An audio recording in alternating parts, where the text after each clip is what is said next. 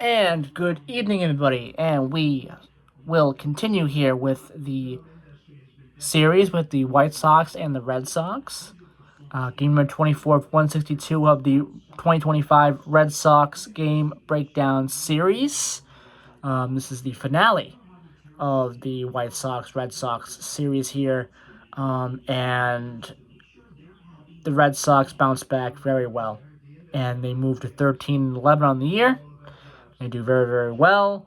They put together a great game, and they put together a win here to take 3 out of 4 from the White Sox, which great.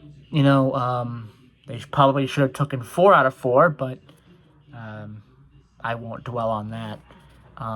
They've struggled a little bit with the White Sox for some reason, even though the White Sox have been the worst team in baseball for a long time at this point, and they still are.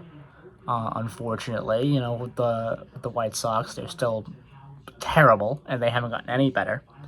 I mean, 5-17 through the first, 22 games of the year is not something that is going to help you succeed as a baseball team.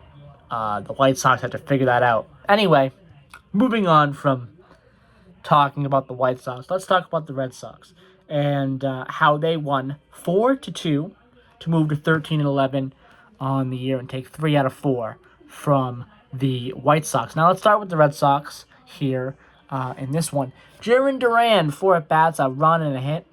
Rafael Devers, 3 at bats, and he had a walk. Alex Bregman had 2 at bats, and then he also had a run, a hit, and 2 walks. Trevor Story had 4 at bats. He had a run, and he had 3 hits, and he had an RBI. Willie Abreu had 3 at bats, but he had a walk. Christian Campbell had 3 at bats, 2 hits, a walk, and 2 RBIs. Tristan Casas, 4 at bats, nothing. Rob Refsnyder, he had 4 at bats with a run, a hit, an RBI, and a home run.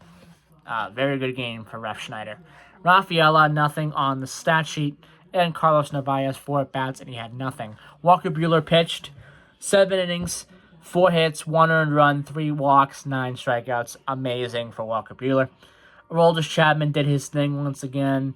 A little shaky on this one, unfortunately, for Aroldis Chapman, but it didn't cost the team the game, which is a good thing. 1 inning pitched, 1 hit, 1 earned run, 1 strikeout. Justin Slayton had an inning pitched and a strikeout. So that is the Red Sox. Now let's focus on the White Sox here. Nick Matton, 1 inning, 1 at bat. There we go. 1 run, 1 hit, 2 walks. Bobby Dahlbeck. I believe Bobby Dahlbeck's a former Red Sox as well. Okay. The White Sox have a couple of former Red Sox on the team. I believe Bobby Dahlbeck is a former Red Sox. Someone's watching this when this comes out. Correct me if I'm wrong, but I believe Bobby Dahlbeck was a former Red Sox player. I seem to remember that name quite a bit. 1 at bat, he had no stats in this one. In this game, Andrew Benintendi, another former Red Sox, 3 at bats. He had a run, 2 hits, 1 walk, 1 RBI, 1 home run. Andrew Benintendi did very well for himself in this game after struggling in the last 2.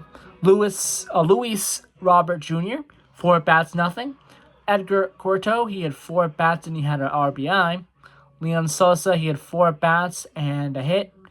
Miguel Vargas, he had 4 at bats, nothing. Brooks Baldwin had 4 at bats and he had 1 hit. Michael Taylor, 3 at bats, nothing. Matthias, 1 at bat, nothing. Jacob Amaya, 2 at bats, nothing. And Joshua Palacios, 1 at bat, nothing. That bottom of the lineup was terrible in this game, and that cost the White Sox this game. The bottom of that lineup not getting any offense was not good for the White Sox. And that's the problem that they've been dealing with. Not enough offense throughout the entire season. So far, the White Sox have been dealing with that, and that has been costing them games. Now we go to the pitching. Jonathan Cannon, 6 innings pitched, 6 hits, 4 earned runs, 4 walks, 4 strikeouts. Not much of a cannon. That cannon is faulty. Not a good performance for Jonathan Cannon. We had Tyler Gilbert, an inning pitched, 2 hits, 3 strikeouts. So pretty good for him. And Penn Murphy, 1 inning pitched, 1 walk, 1 strikeout. So not too bad once Cannon left the mound, but not great for the Chicago White Sox there for the starting pitching today. Not in this one. I mean, not today. In this game here. Again, the White Sox don't have great pitching. They just don't. They've shown that in this season so far that they just don't have great pitching, and they don't have great offense either. And the White Sox haven't gotten any better from last year. It seems like that's a problem. That's a problem for the White Sox to try to solve, and they're